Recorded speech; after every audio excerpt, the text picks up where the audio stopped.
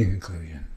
So putting this Humpty Dumpty puzzle all together now, it appears as if this inscription is a highly appreciative one, as well as one to be highly appreciated. It is lifting the Lord's name on high. It is a glorious eulogy.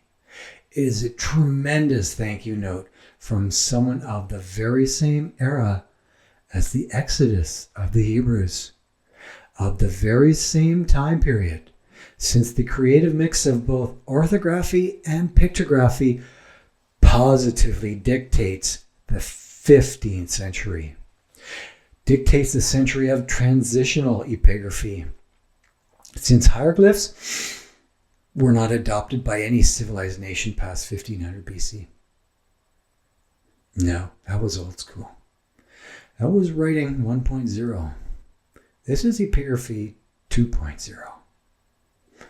Not only that, but this is a note from someone who is clearly assisted on the proper spelling of the divine name, clearly struggling with the exact spelling on his prototype rock, with only an abbreviated inscription on that nearby rock,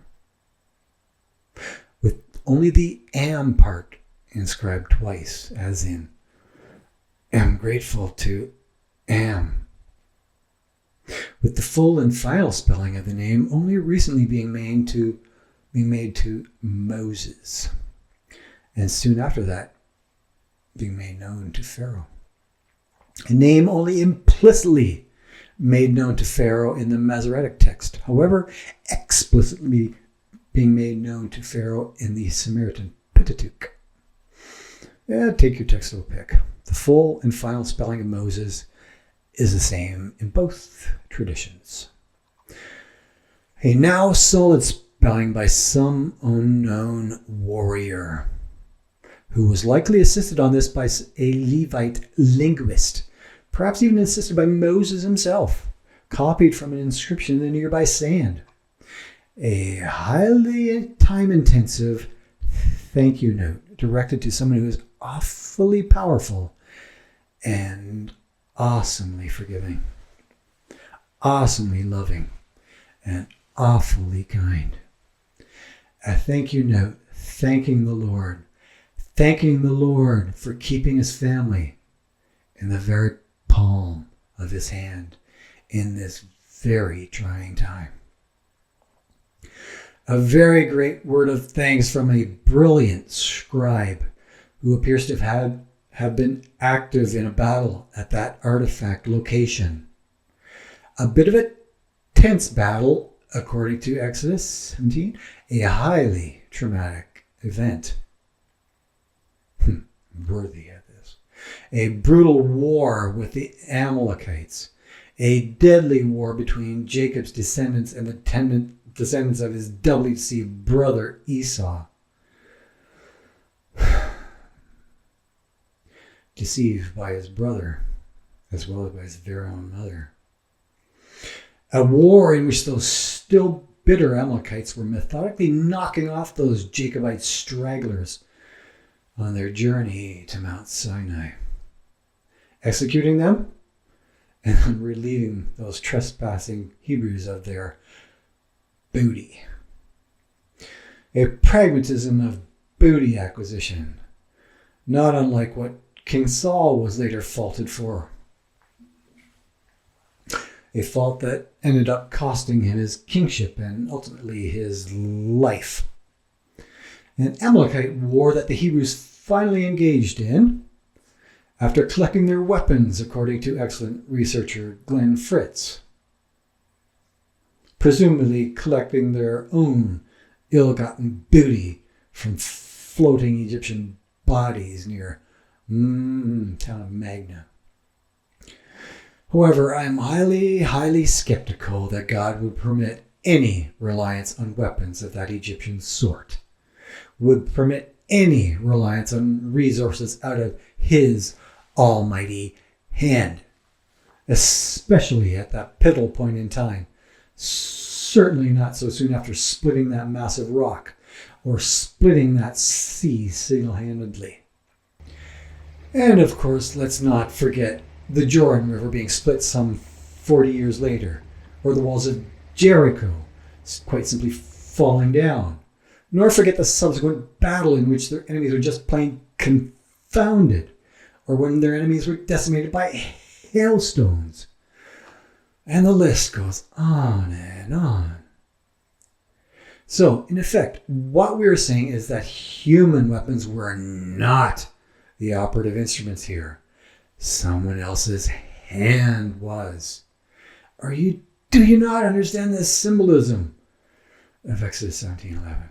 The symbolism of outstretched hands. So, in closing, a reasonably sound interpretation of this inscription may be seen to be Yahweh, by thine hand, my precious family, my tent kept. Yahweh, by thine hand, my precious family, in my tent kept.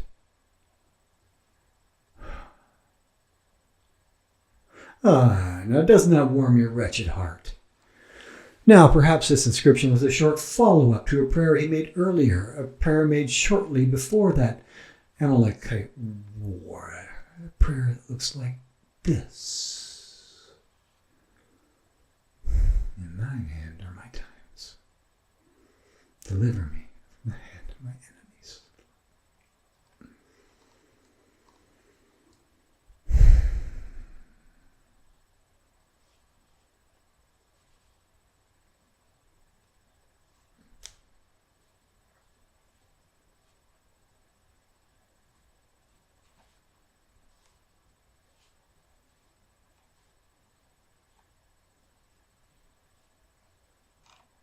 So, just as in a previous translation of mine, a definite subject-object-verb construction, a grammatical structure supposedly typical of the time, which is to say that this is a grammatically sound translation and a contextually sound translation to boot. It conforms to the only basis by which we may do sound translation. Call it sloppy eisegesis if you like, but it definitely meets the grammatical as well as the historical criteria. And the boot tracing is the kicker. The kicker on bop. Wow, wow, wow. Reaffirming that tent peg. Reaffirming that kept. As in, I just microchipped my dog. So he is now a kept dog. So I'm sticking with my simple translation on this text. A Thanksgiving text that even I can understand. A text on the greatest things that there are in life, things that are worth thanking someone for food, family, and a roof over your head, as small as it may be, and especially for Christ, for being kept in his hands, his blood-stained hands. Let all the critics of the world have their lesser translations, and let's just see exactly who they thank, and just exactly why? For by this ye shall know them. Let them even translate our first word as Baal if they really wish to indulge the novelty that pervades our academia. The same novelty that translates the Safietic sigh as Jesus in that magazine article shown above. Having said all that, as Joshua said during that very generation, as for me and my family, I'm sticking with the Lord. Sticking my stick people with Yahweh.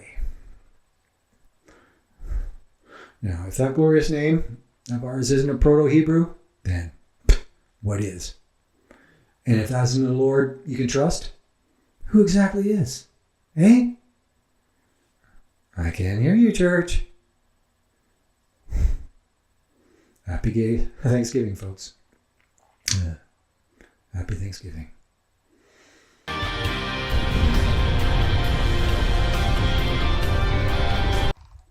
Sweet.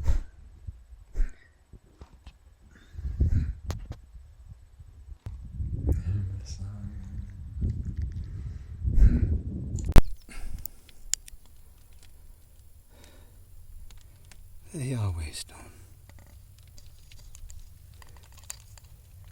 The Yahweh eulogy.